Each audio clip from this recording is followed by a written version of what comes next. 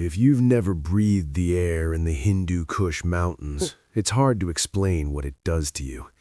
It's thin. It scrapes the back of your throat like powdered glass, and it carries the smell of baked rock, old snow, and something else, something ancient and unforgiving. Back in the late summer of 2008, my four-man recon element was tasked with a standard overwatch mission in a valley that the brass back at Bagram promised was quiet. A ghost town, the intel officer had said during the briefing, casually tapping his laser pointer against a satellite map that looked like a crumpled brown paper bag. Just goat herders and rocks, Sergeant. Get up to observation post November, keep eyes on the valley floor, and let us know if anyone moves weapons through the pass. Intel. If I had $1 for every time military intelligence promised me a ghost town and delivered a hornet's nest instead, I'd have retired a wealthy man. Our element was incredibly tight.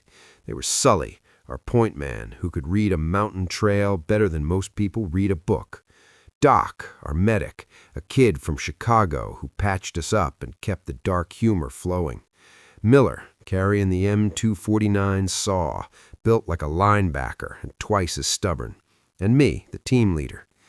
We were carrying roughly 80 pounds of gear each: water, extra ammo, heavy comms equipment, optics, and enough spare batteries to power a small city.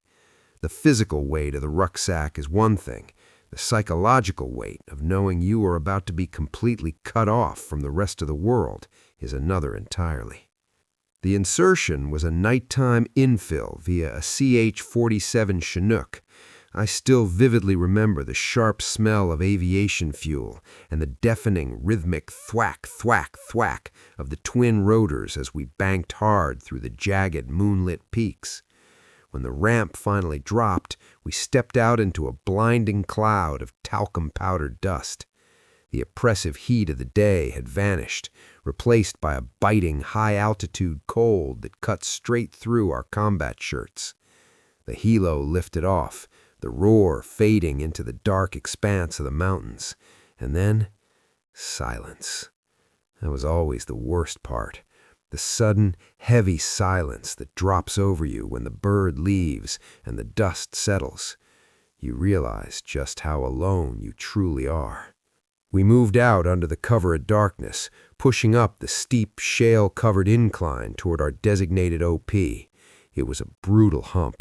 Every step was a battle against gravity and the treacherous, shifting rocks beneath our boots. The air was so thin our lungs burned with every breath, but nobody complained. Out there, you don't complain. You just put one foot in front of the other and trust the man walking in front of you. By 0400, our night vision goggles painting the harsh world in a grainy, ethereal green, we finally crested the ridge. OP November was a cluster of jagged boulders overlooking a natural choke point in the valley below. It offered a perfect 180-degree view. Tactically, it was a dream. But as Sully moved up to clear the rocks, he suddenly dropped to a knee and threw up a closed, gloved fist. Halt. My heart did a slow, heavy thump against my ribs. The adrenaline dump was instant. I moved up silently beside him, keeping my rifle tucked tight into my shoulder, eyes scanning the shadows. Sully didn't say a word. He just pointed down at the dirt between two massive boulders. There, perfectly concealed from the air, but obvious to anyone standing right over it, was a small man-made depression in the earth. It was a spider hole, lined with fresh green mountain brush that hadn't even begun to wilt. Next to it sat a handful of brass casings, carefully stacked, and a small blackened tin cup. I reached out, took off my glove, and hovered my bare hand over the cup. It was still radiating heat. The intel officer had said this place was a ghost town, but ghosts don't drink hot tea, and ghosts don't leave freshly dug fighting positions overlooking the exact grueling route we had just taken. A cold, terrifying realization washed over me, freezing the sweat on the back of my neck. We hadn't snuck in under the radar to observe the enemy. They had invited us in, and they were already here. Before I could even key my radio to break the silence and call in a warning, the sharp, unmistakable metallic clack of a heavy machine gun bolt locking to the rear echoed from the pitch-black darkness just above our heads. The metallic clack of that bolt was the loudest sound I have ever heard in my life. It cut through the thin mountain air with a chilling finality. For a fraction of a second, time didn't just slow down, it froze completely. Then, pure instinct and muscle memory took over. "Contact! High!" I roared, grabbing Sully by the shoulder harness and violently pulling him backward into the narrow crevice between two massive boulders. We hit the dirt a microsecond before the ridgeline above us erupted in a blinding sheet of yellow muzzle flashes. The deafening, rhythmic booming of a DSHK heavy machine gun shattered the night. The 12.7mm rounds didn't just snap overhead, they tore the air apart, impacting the shale and granite around us with the force of sledgehammers. Jagged chips of pulverized rock exploded outward, showering us with secondary shrapnel that stung exposed skin like a swarm of angry hornets. The sheer volume of fire was paralyzing.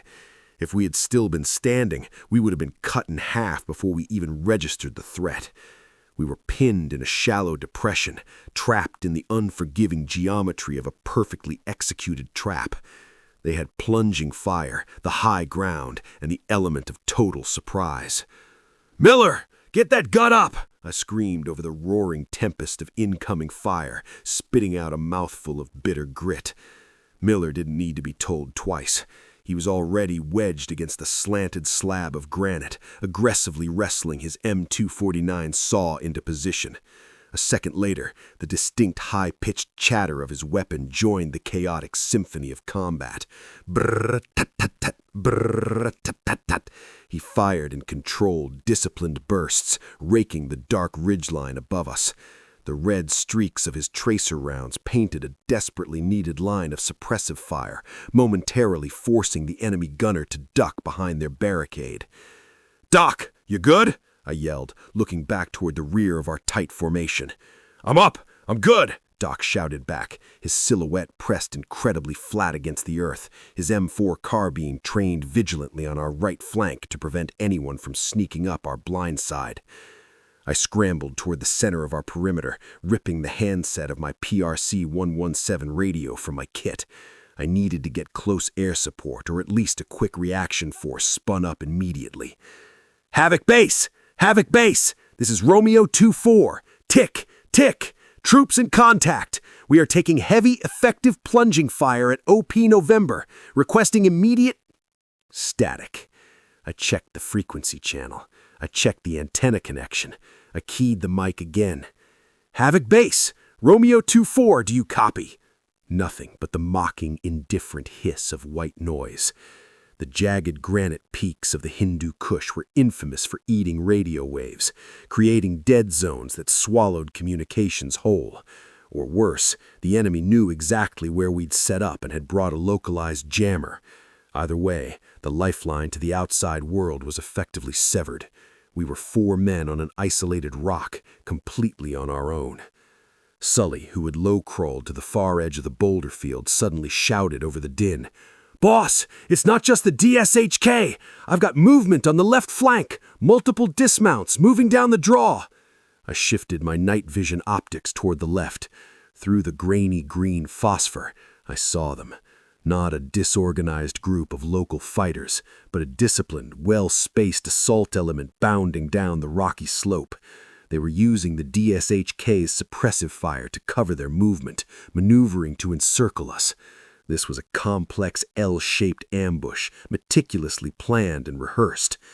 We were bleeding through our limited supply of 5.56 ammo at a terrifying rate, just to keep them from overrunning us immediately. The smell of cordite was thick and suffocating, burning our eyes and catching in our lungs. Then came the sound that every infantryman dreads. Whoosh! It was the distinct hollow pop of an RPG-7 launching from a tube, followed instantly by a searing hiss as the rocket motor ignited. RPG! Get down! Sully screamed. The world dissolved into a blinding flash of white-hot light and a concussive shockwave that physically lifted me off the ground. The explosion slammed into the boulder right next to Miller's position, throwing a massive, suffocating cloud of dust, smoke, and debris over everything. My ears were ringing with an agonizing, high-pitched whine. I tasted copper in my mouth. I blinked hard, desperately trying to clear the dirt from my eyes as the smoke began to settle in the pale moonlight. "Miller!" I yelled, my voice sounding distant and hollow through the ringing. "Miller! Sound off!" The saw was silent, and Miller wasn't answering. The dust from the RPG strike was thicker than a heavy fog, choking the cold mountain air and coating the back of my throat with the bitter, metallic taste of pulverized rock and high explosives. The ringing in my ears was a physical pain, a high-pitched scream that drowned out the world. I was operating on pure, unadulterated adrenaline. "Miller!" I screamed again, my own voice sounding like it was coming from underwater. I low-crawled through the debris, elbows and knees scraping against jagged shale, ignoring the furious snap of incoming rounds, passing mere inches above my helmet. I found him half buried under a shower of granite fragments. My heart stopped for a fraction of a second until I saw his chest heaving. Doc was already there, sliding in through the dirt like a baseball player stealing home, completely exposing his own back to check on our heavy gunner. "He's breathing!" Doc yelled, his hands flying over Miller's kit, checking for major trauma. "His bell is rung bad, boss. Concussed, but his armor caught the worst of the shrapnel." Miller groaned, shaking his head as if trying to clear away a physical weight. He reached blindly for the saw, but the weapon had taken a direct hit from a chunk of flying rock. The feed tray was crushed. Our primary source of suppressive fire was effectively neutralized. "Doc, get him up and get a rifle in his hands. We need every barrel," I barked, shifting my focus back to the nightmare unfolding in front of us. Without the roaring, continuous suppression of the M249, the tactical geometry of the battlefield shifted instantly against us. The enemy fighters on the left flank knew it. The Dishka up on the ridgeline resumed its punishing cadence. Boom, boom, boom, boom, chewing away at the very boulders keeping us alive. Large chunks of our cover were literally disintegrating into deadly secondary projectiles. Sully was a machine on my left, his M4 snapping in disciplined, rhythmic pairs. Pop, pop, pop, pop. He was calling out targets with ice-cold precision. 2 dismounts, moving behind the shale outcropping, left side, 30 meters. I joined him, leaning tight against the trembling rock, trying to acquire targets through the green haze of my night vision. The enemy wasn't charging blindly, they were disciplined. They used bounding overwatch, one group laying down fire while the other advanced. These weren't local fighters with rusty rifles. These were hardened, well-trained combatants who had rehearsed this exact ambush on this exact piece of terrain. We were bleeding through our magazines just to keep them from overrunning our perimeter. "Conserve your ammo," I shouted, dropping an empty magazine into the dirt and slamming a fresh one home. The metallic clack of the bolt release felt desperately small against the roar of the heavy machine gun. I glanced down at my tactical vest. I was already down to 4 magazines. Sully was likely in the same boat. We had been on this rock for less than 10 minutes, and our combat effectiveness was draining away like water through a sieve. Finally, Miller dragged himself up to the firing line, his face a mask of pale dust and dried blood from a bloody nose, clutching his M4. He didn't say a word. He just braced himself against Doc's shoulder and started sending rounds down range. But it wasn't enough. We were 4 men pinned in a space no larger than a 2-car garage, surrounded on 3 sides, with no communications, no air support, and a rapidly dwindling supply of 5.56 ammunition. The Dishka was keeping our heads down, while the maneuver element was slowly, methodically closing the noose. I looked at the sheared drop-off behind us, a treacherous, near-vertical slide of loose shale that led into the pitch-black abyss of the lower valley. It was a suicide route under normal circumstances. Under fire, it was a death sentence. But staying in the spider hole was equally fatal. We were running out of time, space, and options. Then, cutting through the chaotic din of the firefight, came a sound that froze my blood in my veins. It wasn't a crack of a rifle or the roar of a machine gun. It was a hollow, echoing thunk from the darkness behind the enemy ridge. A second later, another thunk. "Mortars," Sully whispered, his eyes going wide beneath his helmet. "Boss, they're walking mortars in on us." We had exactly 30 seconds before high-explosive rain started falling directly on our heads, and nowhere left to run. Incoming! The word tore from my throat as raw instinct overrode conscious thought. There is a distinct, terrifying whistle that a mortar shell makes as it displaces the air above you, a sound that promises absolute destruction. We had mere seconds before the jagged boulders of OP November were turned into a pulverizing blender of high explosives and granite shrapnel. "Over the edge, now!" I roared, grabbing Miller by the drag handle of his plate carrier. "Go, go, go!" The sheer drop-off behind us was a near-vertical chute of loose shale and jagged rock plunging into the black abyss of the lower valley. It was the kind of terrain that would break ankles in broad daylight with professional climbing gear. In the pitch black, under heavy enemy fire, it was a desperate, blind gamble. But staying in that spider hole was guaranteed death. Sully went first, throwing his rifle over his shoulder and diving backward into the darkness. Doc followed, sliding aggressively on his chest. I shoved Miller over the lip just as the high-pitched whistle overhead reached a deafening, localized crescendo. I threw myself backward into the void, a split second before the world above me evaporated.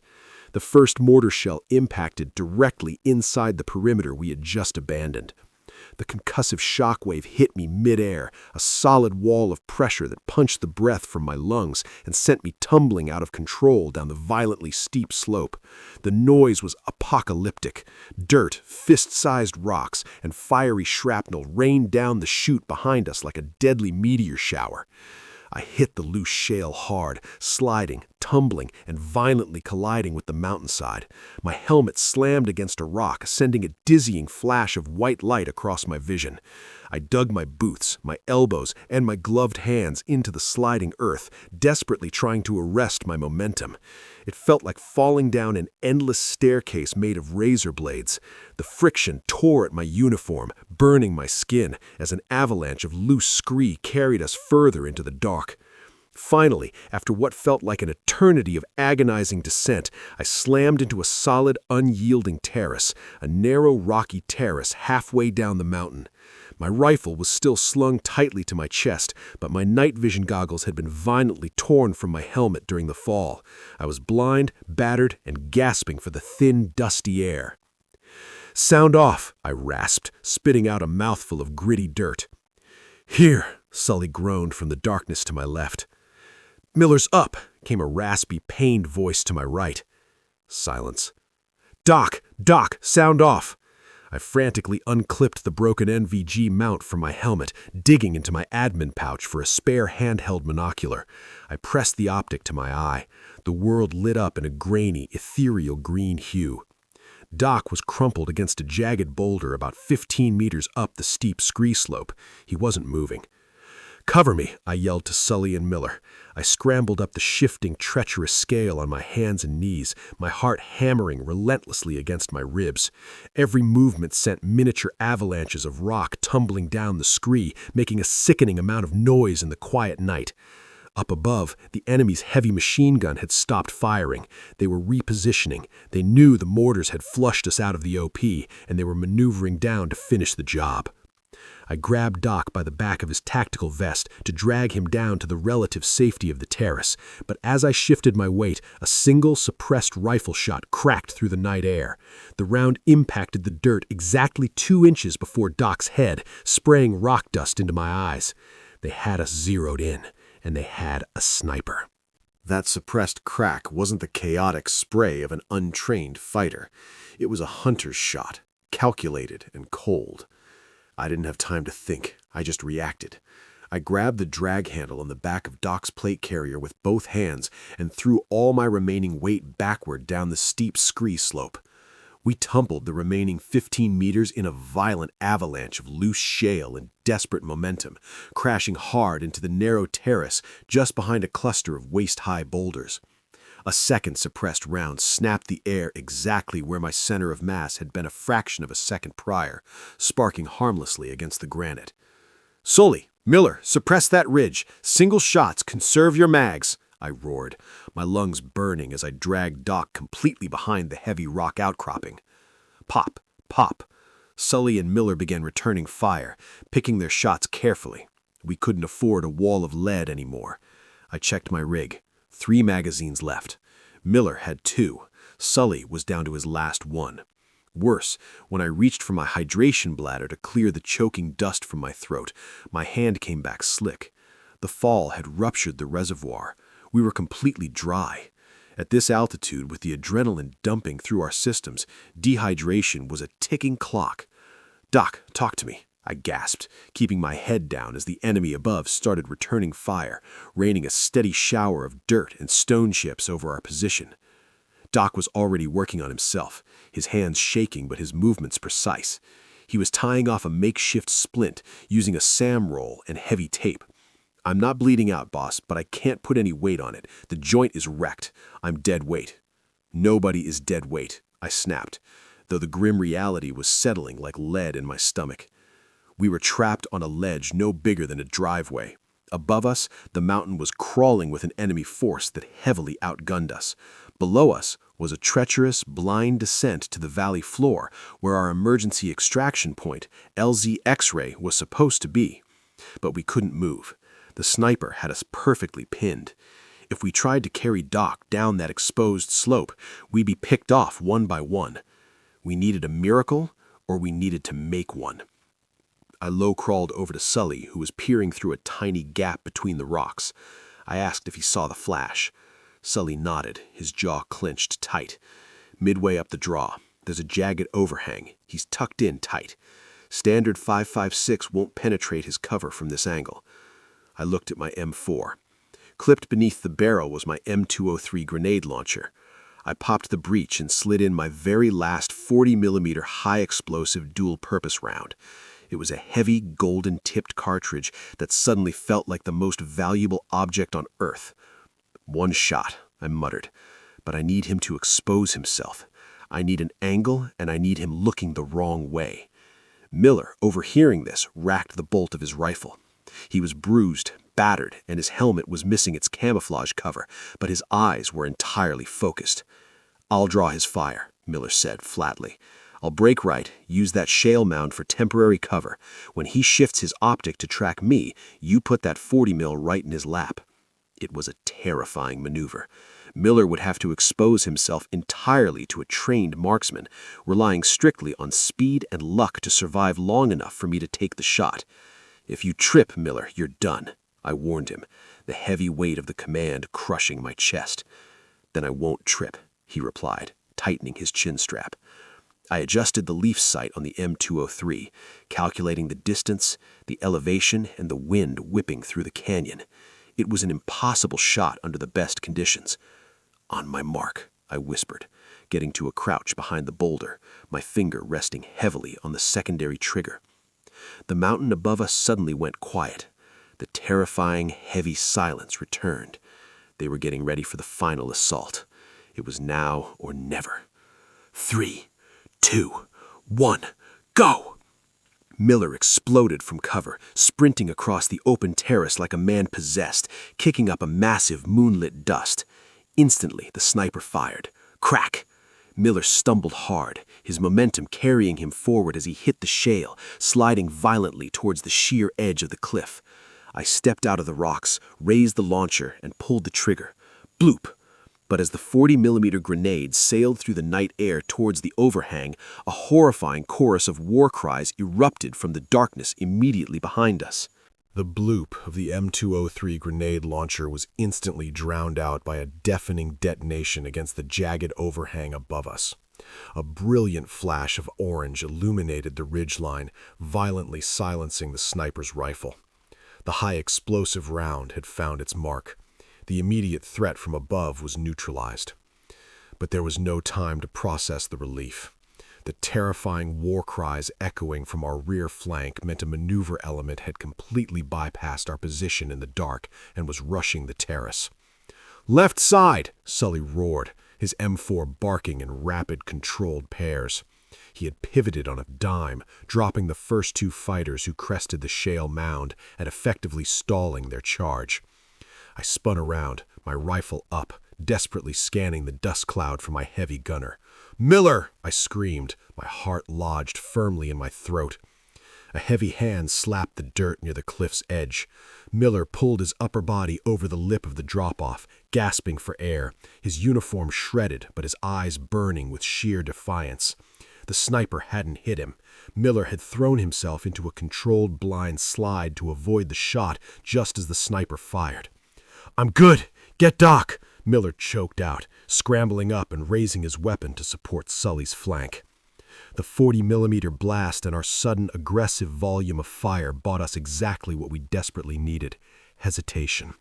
The enemy assault stalled just long enough for us to make our move. "We are leaving, now!" I yelled over the din. I grabbed Doc by his left harness strap, Miller grabbed his right, and with Sully laying down a final, withering, suppressing fire, we dragged our medic off that blood-soaked terrace. We plunged down the final, brutal descent toward the valley floor. It was a blur of agonizing muscle cramps, burning lungs, and sliding rock. Doc didn't make a single sound, though I knew the pain in his shattered knee had to be blinding. We moved on pure primal survival instinct, fueled by the terrifying knowledge that the mountain above us was still swarming with hostile forces. Finally, we hit the flat, unforgiving dirt of the valley floor, LZ X-ray. We dragged Doc behind a crumbling ancient mud brick wall, all of us panting like dying animals. I grabbed my radio handset, praying the lower elevation had broken the dead zone. Havoc Base, Romeo 2-4, blind transmission. We're at X-ray. One urgent surgical taking heavy pursuit. We need a bird now." For 3 agonizing seconds there was nothing but static. Then the most beautiful sound in the world crackled through the earpiece. "Romeo 2-4, this is Dustoff 7. We see your strobe. Coming in hot. Keep your heads down." The rhythmic thumping roar of a UH-60 Blackhawk echoed off the canyon walls before we even sought it. It swept over the ridgeline like a dark angel, its side-mounted miniguns tearing into the mountainside above us. A solid wall of red tracers reached out and suppressed the pursuing enemy fighters, turning the rocky slope into a violent cloud of pulverized granite and dust. The flare flared hard, touching down in a blinding storm of rotor wash. We didn't wait for permission. Miller and I hoisted Doc, sprinting through the chaotic maelstrom of flying dirt and deafening engine noise. Strong hands from the flight medic reached out, grabbing Doc and pulling him into the cabin. Sully dove in next, followed by Miller. I was the last one on. As the Blackhawk banked violently up and away from the valley, I collapsed under the cold metal floor of the cabin. The door gunners continued to pour suppressive fire into the darkness, but I couldn't hear the guns anymore. The adrenaline that had kept me moving, fighting, and breathing for the last hour evaporated instantly, leaving behind a crushing, hollow exhaustion. I looked at my squad. Doc was already hooked up to an IV, deathly pale but alive. Miller was staring blankly at his torn boots, his hands still trembling slightly from the adrenaline dump. Sully met my eyes, his face coated in a thick, dark paste of sweat and mountain dust. No one spoke. Words were entirely useless. The military will teach you tactics. They will teach you how to shoot, move, and communicate, but they can never truly prepare you for the heavy, suffocating silence that follows a brush with absolute destruction. We had survived the trap, but as I looked out the open door into the pitch-black Afghan night, I knew a part of us would always remain on that isolated, unforgiving mountain.